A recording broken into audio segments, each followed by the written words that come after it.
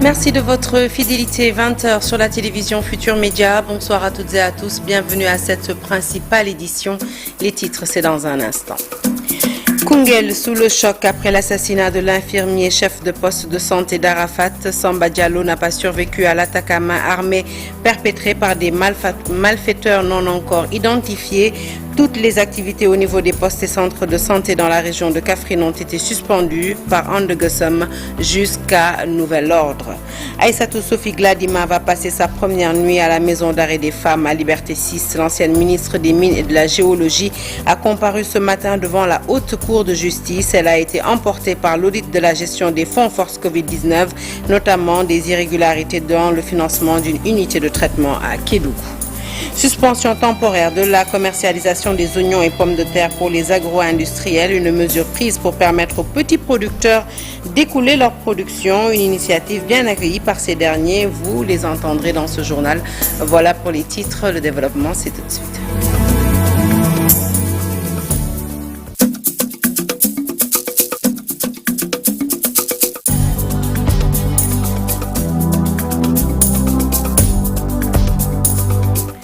Bonsoir à toutes et à tous. Un journal que nous ouvrons tout de suite avec cette attaque à main armée au cours de laquelle un infirmier a été tué. Les faits se sont déroulés à Koungheul dans la région de Kaffrine. Samba Diallo, chef de poste du centre de santé d'Arafat, a perdu la vie lors de l'assaut perpétré par les malfaiteurs. Ses camarades d'Andegesem ont condamné fermement cet acte ignoble avant de décréter la cessation de toutes leurs activités. Le récit est signé Ndaya Obey. Cet acte d'une violence inouïe survenu dans un cadre professionnel plonge toute une communauté dans la douleur et l'indignation. Le drame s'est déroulé dans la nuit du mardi au mercredi 21 mai 2025 vers 4 heures du matin au sein du poste de santé d'Arafat dans la commune de Missirawaden, département Koungheul, où l'infirmier chef de poste Samba Diallo exerçait ses fonctions. À la suite de cette tragédie, Andegesem section Kaffrine appelle les autorités compétentes à tout mettre en œuvre pour identifier, traquer et traduire en justice les auteurs de ce crime abominable. Et selon nos sources, une enquête a été ouverte pour trouver les présumés auteurs dans le dessein de les traduire devant la justice. Ndaya Obey, Kaffrine, Radio Futur Média. Nous restons avec l'Union régionale du Sud-Sas de Kaffrine qui a décidé de suspendre toutes ses activités au niveau des postes et centres de santé jusqu'à nouvel ordre. Baïcham, qui dirige l'organisation, dénonce avec véhémence l'assassinat de Samba Diallo et exige que justice soit faite dans les meilleurs délais. Nous l'écoutons, il était l'invité de Chérif Dia. Vraiment, avec un cœur meurtri, une grande tristesse, lorsqu'on a appris le décès de notre camarade Mamadou Samba Diallo, qui a subi aujourd'hui, vers 4 heures du matin, une agression de bande armée dans son logement de fonction. Vraiment, nous condamnons avec la dernière énergie cet acte ignoble. Et énième fois, je dis bien la énième fois, parce que à chaque fois, on a rencontré ces genres de problèmes au niveau de notre structure sanitaire. Nous le déplorons. Et devant les autorités, pour que cela s'arrête le plus rapidement possible. Par conséquent, l'Union régionale de Kaffrine aujourd'hui a décrété un arrêt de travail à partir de 9h, de cesser toutes les activités sanitaires à partir de 9h. Et le secrétaire exécutif permanent de Andegesem a également décrété une journée noire le vendredi pour observer et pour réclamer également aussi que justice soit faite. L'insécurité qui sévit actuellement dans les structures sanitaires, car nul n'est à l'abri. Donc nous lançons un appel solennel à l'ensemble des autorités sénégalaises, les autorités sanitaires, de veiller respectivement à la protection de ces agents au niveau des structures, parce que nul n'est à l'abri actuellement. L'ancienne ministre des Mines et de la Géologie, Aïssatou Sophie Gladima, inculpée puis placée sous mandat de dépôt par la Haute Cour de justice. Elle faisait face à la commission d'instruction de la dite Cour de justice ce mercredi. Le paiement anticipé de 73 millions pour la construction d'une unité de traitement à Kédougou, effectué sur la base d'une simple facture, est entre autres irrégularités reprochées à l'ancienne ministre dans la gestion des fonds force Covid-19. Aminata Mbaresso pour les détails. Sur cette liste de 5 ministres mis en accusation devant la Haute Cour de justice, elle est la première à être envoyée en prison. Aïssatou Sophie Gladima, ancien ministre des Mines et de la Géologie, est inculpée pour une utilisation douteuse d'une somme d'argent destinée à la gestion des fonds force Covid-19. Auditionnée ce mercredi devant la commission d'instruction de la Haute Cour de justice, elle est poursuivie pour détournement de deniers publics, escroquerie portant sur les deniers publics, blanchiment de capitaux et complicité de ses chefs. Dans le projet de loi envoyé à l'Assemblée nationale le 8 mai passé pour une mise en accusation devant la Haute Cour de justice, il était reproché à l'ancien ministre d'avoir autorisé le paiement anticipé de plus de 70 millions de francs CFA à une société commerciale pour la construction d'une unité de traitement gravimétrique à Kédougou. Cette somme décaissée avait été envoyée alors que les travaux n'avaient pas encore commencé, ce qui viole les règles de la comptabilité publique aux yeux de la loi. L'enquête révèle également que la somme versée avait été effectuée simplement sur la base d'une facture et d'une déclaration sur l'honneur sans constat de service fait, une infraction aux dispositions de l'article 89 du Règlement général de la comptabilité publique. L'Assemblée nationale avait alors adopté à la majorité le projet de loi portant mise en accusation du ministre en vertu de l'article 101 de la Constitution et à la loi organique relative à la Haute Cour de justice. L'ancien ministre des Mines et de la Géologie est la deuxième personnalité du régime de Macky Sall à être auditionné par les magistrats instructeurs de la Haute Cour de justice. Elle est inculpée puis placée sous mandat de dépôt ce mercredi, une inculpation qui s'ajoute à celle de l'ancien ministre de la Justice Ismaïla Madior Fall, mis sous bracelet électronique le mardi passé. Et nous restons avec cette affaire pour vous faire part de cette alerte du Forum du justiciable relative à l'absence d'un double degré de juridiction. Le Forum du justiciable qui rappelle que l'article 14, paragraphe 5 du pacte international relatif aux droits civils et politiques dispose toute personne déclarée coupable d'une infraction a le droit de faire examiner par une juridiction supérieure la déclaration de culpabilité et la condamnation conformément à la loi. Ce droit de recours effectif qui est la possibilité offerte à tout justiciable de contester une décision judiciaire devant une instance supérieure n'est malheureusement pas consacré par la loi numéro 2002-10 du 22 février 2002 relative à la Haute Cour de justice, ni dans la phase d'instruction, ni dans la phase de jugement. En effet, cette loi dispose respectivement en ses articles 23 et 35, les actes de la commission d'instruction ne sont susceptibles d'aucun recours. Les arrêts de la Haute Cour ne sont susceptibles ni d'appel ni de pourvoi en cassation. Cette absence de recours notée au niveau de la Haute Cour de justice est en contradiction avec les engagements internationaux de l'État du Sénégal et remet en cause les principes fondamentaux universels qui confèrent au procès pénal son caractère équitable. Ainsi, pour préserver le caractère équitable de la procédure, le Forum du justiciable appelle à une révision urgente de la loi organique relative à la Haute Cour de justice en vue de sa mise en conformité avec les obligations internationales souscrites par l'État du Sénégal. Un communiqué donc fait ce 21 mai 2025 par le bureau exécutif du Forum du justiciable. Nous restons dans le registre judiciaire pour parler du procès des militants et influenceurs Hassan Gueye alias Azoura Fall et El Hadj Ousseynou Kairé, un procès qui s'est donc tenu ce mercredi 21 mai à Dakar. Le parquet a requis 3 mois de prison ferme pour discours contraires aux bonnes mœurs. La défense, elle, a plaidé la relaxe pure et simple. Le verdict est attendu le 4 juin prochain et tout de suite, je vous propose d'écouter l'avocat d'Azoura et d'El Hadj Ousseynou Kairé, maître Bamba Cissé, que nous écoutons tout de suite. À la suite du réquisitoire du procureur de la République qui a demandé à ce que M. Azoura Fall et Kairé soient condamnés à des peines de 3 mois ferme chacun pour discours contraires aux bonnes mœurs, nous avons démontré que l'accusation n'était pas la bonne et qu'il s'agissait de faits d'injures publiques adressés à 2 particuliers. Et donc, après cela, nous avons demandé à ce que Azoura Fall et Kairé soient relaxés purement et simplement, sinon que l'action publique soit déclarée irrecevable. Ce sont des considérations techniques qu'on n'étalera pas sur la place publique. Et là, le tribunal a mis en délibéré l'affaire pour rendre son verdict à la date du 4 juin plutôt, 2025. Donc on attend la date du 4 juin pour avoir le résultat, mais le procès s'est déroulé dans d'excellentes conditions de sérénité, de respect mutuel et de cordialité.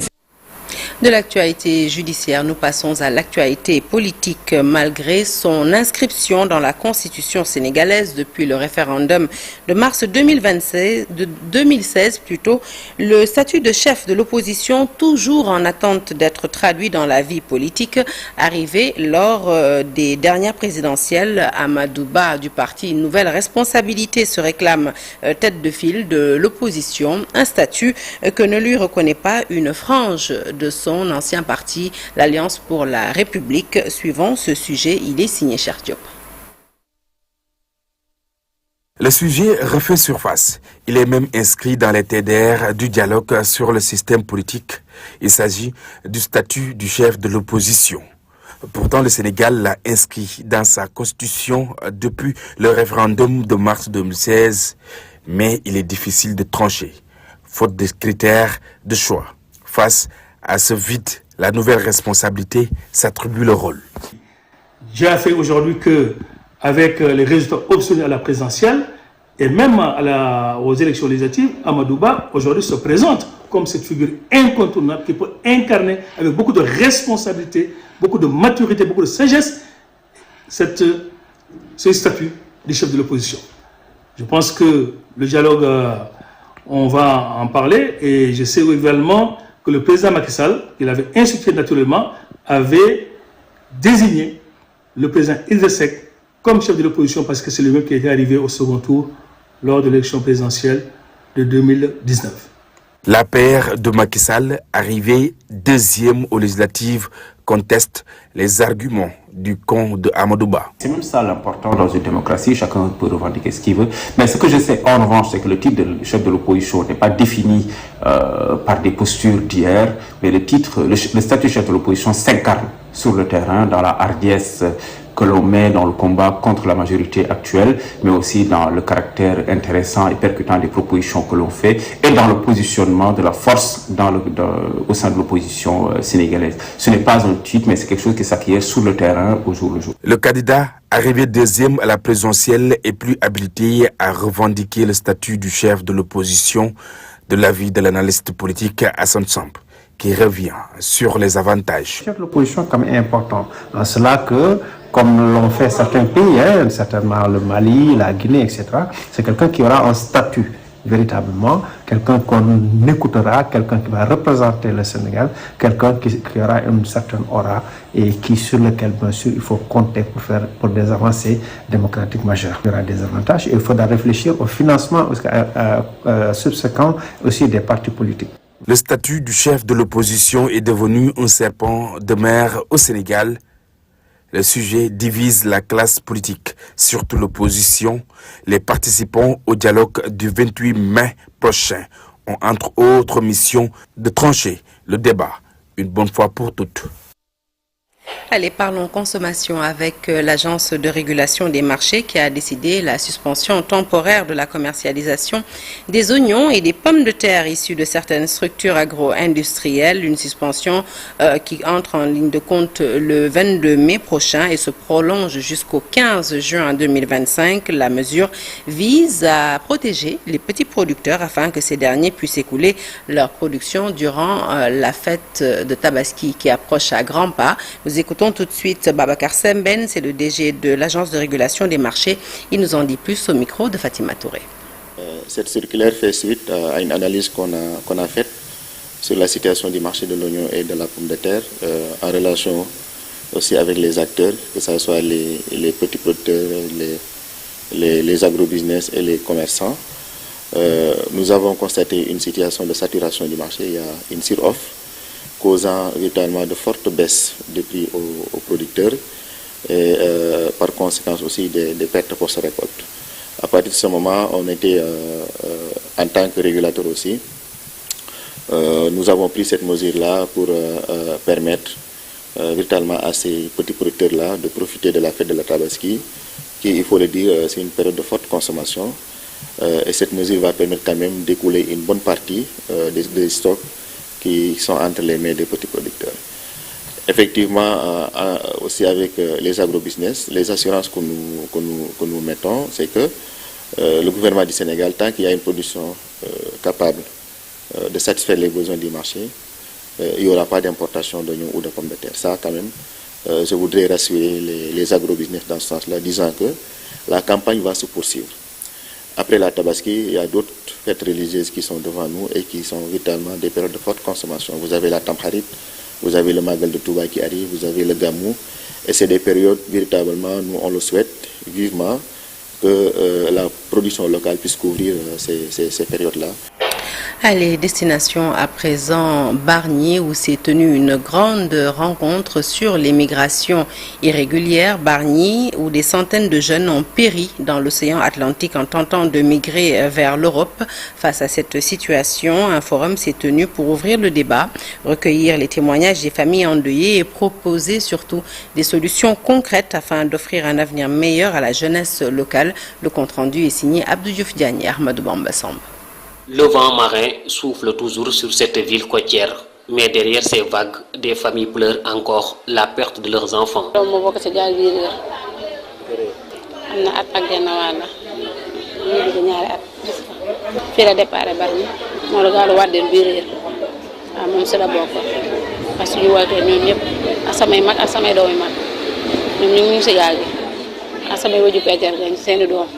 Face à cette tragédie, Club de réflexion et d'action citoyenne a organisé un forum citoyen pour briser le silence et chercher des solutions.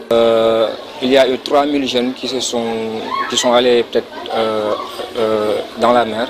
Donc nous nous sommes dit peut-être de regrouper peut-être dans un cadre convivial et dans un cadre d'échange les entreprises environnantes avec l'association CRAC en collaboration avec la commune de Bargny, pour discuter des causes de l'immigration clandestine, mais aussi pour trouver des solutions adéquates pour l'arrêter.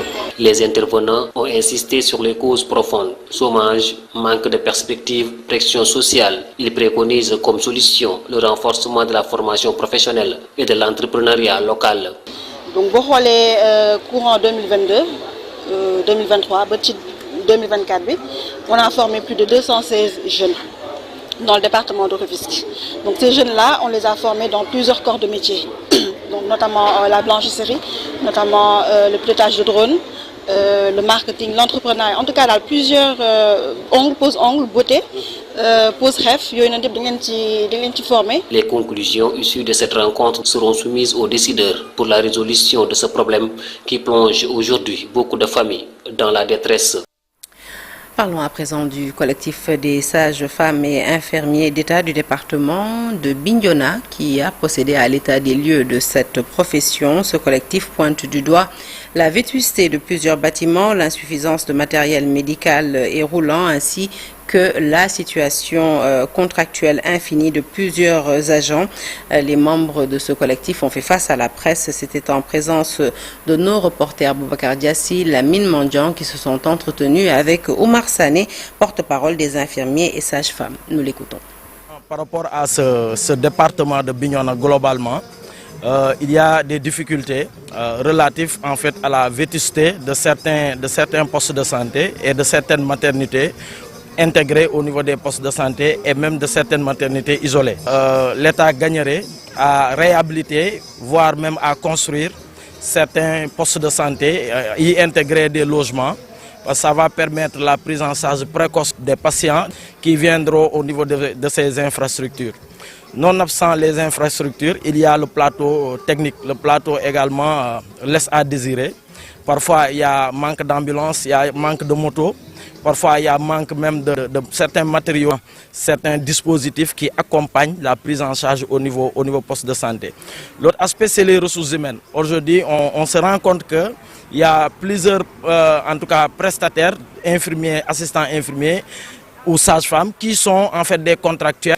Imaginez en tout cas un contractuel pour 15 ans. Ça, véritablement, je pense que l'État devrait revoir un peu le système de recrutement. Vu la position stratégique qu'occupe le département de Bignona en globalisant trois districts sanitaires, c'est en tout cas un moment fort de plaidoyer pour dire à l'État véritablement diriger ce centre de santé en EPS de niveau 2 ou 3. Parce qu'aujourd'hui, il y a plusieurs spécialités qui viennent faire des prestations de services au niveau du district sanitaire de Bignona. Et pour lutter contre la mendicité, bientôt, la construction d'un centre de formation pour les personnes vivant avec un handicap dans la commune de Malicounda. L'infrastructure, estimée à 233 millions de francs CFA, servira de lieu de formation aux personnes vivant avec un handicap, surtout visuel. Occasion pour cette couche vulnérable de la société qui dit se sentir délaissée d'interpeller l'État pour sa participation financière à la construction de ce centre. Les concernés veulent être pris en compte dans la construction des infrastructures publiques, surtout les écoles et centres de formation. Le compte-rendu est signé Ndeye Matidjan et Mamadou Gueye. C'est sur ce site à Maling que sera construit le centre de formation des personnes vivant avec un handicap visuel. Le terrain est offert par la municipalité de Malicounda, dont le maire a participé à la pose de la première pierre. C'est ouvert maintenant, tous les partenaires certainement vont y mettre leur sous pour les accompagner. L'État aussi est attendu, mais la commune ne va pas s'arrêter à cela. L'édifice va coûter plus de 200 millions de francs CFA.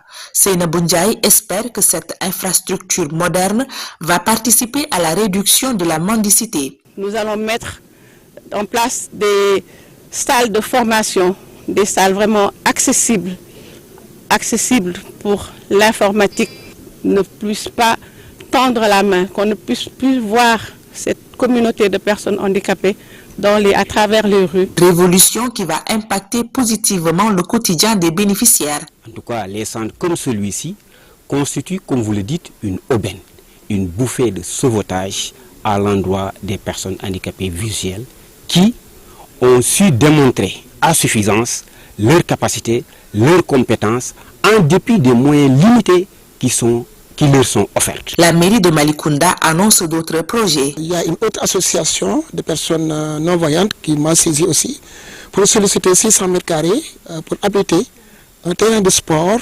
un terrain de football, le football en salle, que Sadio Mané lui-même en tout cas a promis de leur construire. Selon le président de la Fédération des associations de personnes vivant avec un handicap, de tels centres doivent être démultipliés dans toutes les régions du Sénégal. C'est un plaidoyer de ses camarades qu'il dit transmettre aux autorités et bonnes volontés.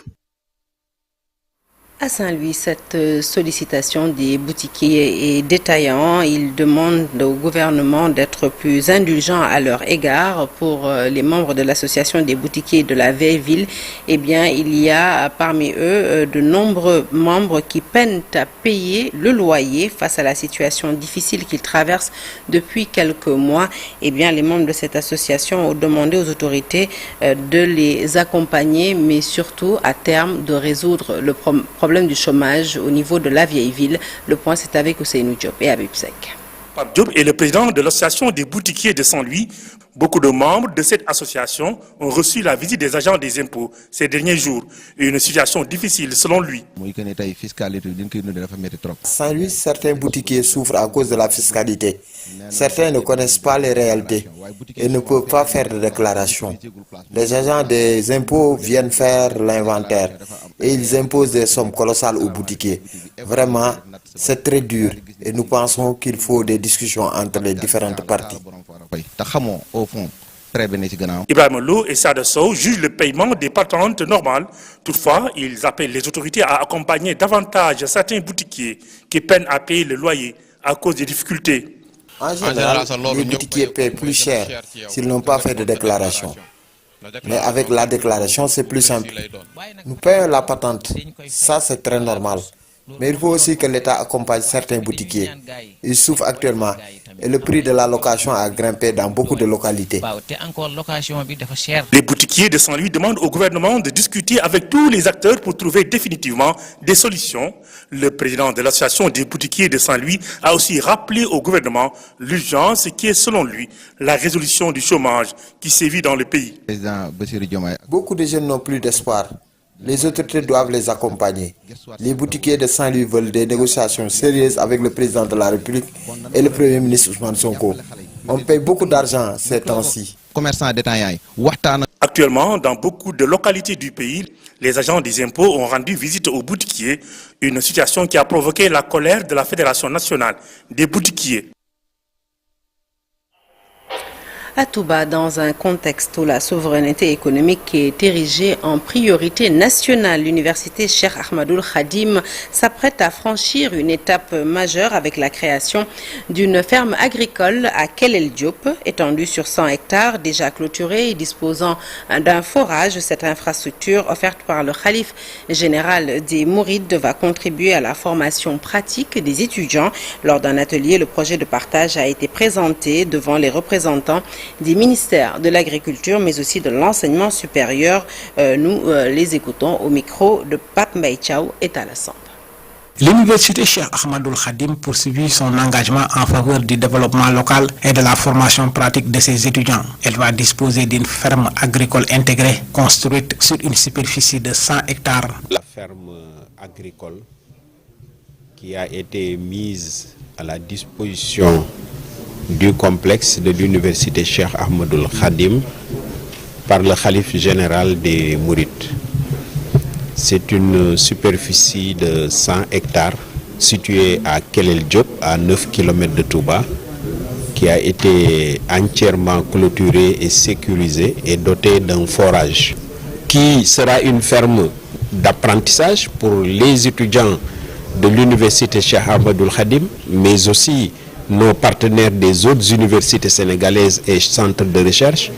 Mais la ferme sera aussi mise à la disposition de la communauté. Dans un contexte national marqué par la volonté des nouvelles autorités de promouvoir la souveraineté économique, cette initiative trouve un écho favorable auprès du ministère de l'Agriculture. Le projet entre entièrement dans la stratégie du gouvernement et dans la stratégie du ministère de l'Agriculture. Ça va être accompagné en tout cas par notre ministère. Ce projet de ferme intégrée, lancé par l'université Cheikh Ahmadoul Khadim, illustre ainsi la synergie entre l'enseignement supérieur, le secteur agricole et les politiques publiques dans une dynamique de transformation structurelle de l'économie sénégalaise. Et nous quittons Touba pour la Casamance. Dans le cadre du déminage humanitaire de la région du Sud, des terres déminées ont été officiellement restituées à leurs ayants droit, les populations dans la commune de Niassia. La cérémonie officielle a été présidée par Madame la ministre des Affaires étrangères et de l'intégration africaine. C'était également en présence de plusieurs ambassadeurs accrédités au Sénégal. Les propos de Madame Yassine Fall sont recueillis par Boubacar Diassi et Lamine Mandjan. Au-delà de son cachet solennel, la restitution officielle des terres à laquelle nous procédons ici illustre que des progrès sont en train d'être accomplis dans le cadre du déminage humanitaire. À ce jour, le Sénégal a pu déminer 54 localités situées dans 11 communes, soit une superficie de 2 203 975 m², avec un total de 504 engins explosifs relevés et détruits. Ces acquis confortent l'espoir que nous partageons tous de voir des dizaines d'autres localités contaminées par les mines, débarrassées de ces engins inhumains dont la présence sur le sol entrave toute activité de développement. Selon les dernières estimations, l'état de la contamination globale identifiée est de l'ordre de 1 281 990 379 m², soit 75 zones dangereuses dans 36 localités. Le gouvernement sénégalais ne restera pas en marge de cet effort de financement du déminage. Il s'engage à apporter l'appui financier, matériel et humain nécessaire pour combler des déficits en ressources afin que les objectifs soient atteints à temps. Un nouvel élan pour l'éducation de la petite enfance dans la commune de Golfe Sud. La Fondation Lonase et l'Agence nationale de la case des tout-petits et l'Agence nationale plutôt pour la petite enfance, autant pour moi, ont signé ce matin une convention de financement pour la construction d'une case des tout-petits. Ce projet à fort impact social vise à renforcer l'accès à l'éducation préscolaire et à soutenir les familles de cette localité en pleine croissance. Le point, c'est avec Biram Dour et Ibrahima Faye. Ce matin, la LONASE, à travers sa fondation et l'Agence nationale pour la petite enfance et la Case des tout-petits, ont signé une importante convention de financement. Par cet accord, la fondation LONASE s'engage à financer la construction d'une case des tout-petits dans la commune de Golfe Sud, renforçant ainsi son rôle dans le développement social et l'éducation des plus petits. L'Agence nationale de la petite enfance et de la Case des tout-petits, lorsqu'elle est venue frapper à notre porte, ne nous a pas seulement présenté un projet. Elle nous a offert un rappel puissant de notre responsabilité collective. L'éducation est le passeport pour l'avenir, car demain appartient à ceux qui s'y préparent aujourd'hui. Nous avons ainsi choisi de financer, à travers notre fondation, la construction d'une case des tout-petits à Golfe Sud, là où le besoin est grand, mais surtout là où l'espérance est intacte. Nous ne signons pas seulement un document, nous écrivons une page dans le livre des priorités nationales. Ce partenariat traduit une volonté commune d'offrir un cadre adapté à l'éveil et à l'accompagnement des plus jeunes, tout en soutenant le développement local et l'équité sociale. La Fondation a pris l'engagement de construire cette case des tout-petits qui offrira aux enfants un environnement sain, un cadre moral et psychologique adéquat, sous la supervision de personnels spécialisés et très bien formés. Ce soutien accordé par le directeur général président du conseil de fondation de la LONASE, le Dr Toussaint Manga, permettra d'assurer une parfaite prise en charge des enfants, ce qui reflète le sens de la fondation, renforcer les valeurs d'entraide, de solidarité et de bien-être social. Ainsi, nous faisons un pari sur l'avenir et nous sommes convaincus que c'est le plus beau des paris. La construction de cette infrastructure s'inscrit dans une dynamique de responsabilité sociale et d'investissement dans l'avenir des communautés. La signature de la présente convention de partenariat s'inscrit dans une logique de mutualisation des moyens de l'État pour une efficacité soutenue des actions menées en faveur des populations, conformément aux orientations de son Excellence, M. Bassirou Diomaye Diakhar Faye, président de la République, décliné dans le nouveau référentiel des politiques publiques. Je fonde beaucoup d'espoir sur la mise en œuvre de cette convention qui matérialise le début d'un partenariat durable et fructueux au service des populations. L'objet principal du présent cadre partenariat, à savoir la réalisation d'une case des tout-petits, sera, je l'espère bien, élargi progressivement pour atteindre diverses localités afin de booster l'offre de qualité au bénéfice des tout-petits du Sénégal. Pour la commune de Golfe Sud, cette case des tout-petits permettra d'améliorer l'accès à des services éducatifs de qualité, favorisant ainsi l'épanouissement des enfants. La commune de Golfe Sud est une commune de 120 000 habitants qui ne dispose aujourd'hui que de 2 cases des tout-petits. C'est largement insuffisant par rapport à la demande. Nous avons une demande de plus de 5 000 enfants en âge d'être préscolarisés qui sont aujourd'hui livrés à eux-mêmes. Je mesure toute la portée et la réponse qu'apporte aujourd'hui la mise en place d'une nouvelle case des tout-petits qui vient investir et accompagner notre plan de développement communal qui place le capital humain et les services sociaux de base en son axe 1 comme priorité pour le développement de notre commune. Hors de chez nous, à peine élu, le pape Léon XIV a lancé un appel solennel en faveur des civils de Gaza lors de sa première audience publique. Inquiet de la situation humanitaire dans l'enclave palestinienne, il exhorte les autorités israéliennes à autoriser l'acheminement d'une aide décente et appelle la communauté internationale à la solidarité. À Rome, la correspondance d'Augustin Faye. Lors de sa première audience générale hebdomadaire sur la place Saint-Pierre, le pape Léon XIV a exprimé une vive inquiétude face à la crise humanitaire qui frappe la bande de Gaza. Dans un discours empreint d'émotion et de gravité, le souverain pontife a appelé les autorités israéliennes à autoriser l'acheminement d'une aide humanitaire décente vers les populations civiles de l'enclave palestinienne. Devant plusieurs milliers de fidèles réunis à Rome, le pape a insisté sur l'urgence de protéger les plus vulnérables, notamment les enfants, les malades et les personnes déplacées, pris au cœur d'un conflit qui ne cesse de faire des victimes innocentes. Cette prise de position marque le début d'un pontificat qui semble vouloir placer la justice sociale, la paix et la solidarité au centre des priorités du Vatican. En rappelant le rôle moral du Saint-Siège dans la défense des droits fondamentaux, le pape Léon XIV invite la communauté internationale à agir avec responsabilité et humanité. Ce message fort intervient dans un contexte de tensions et de violences persistantes au Moyen-Orient, où l'accès à l'aide humanitaire demeure l'un des principaux défis. L'actualité sportive à présent pour vous parler de la 24e journée de Ligue 1. L'US Gorée remporte le choc face à l'ASC Jaraaf. Bien entrés dans la rencontre, les insulaires ouvrent dès la 18e minute par l'intermédiaire de leur défenseur Mamadou Diatta.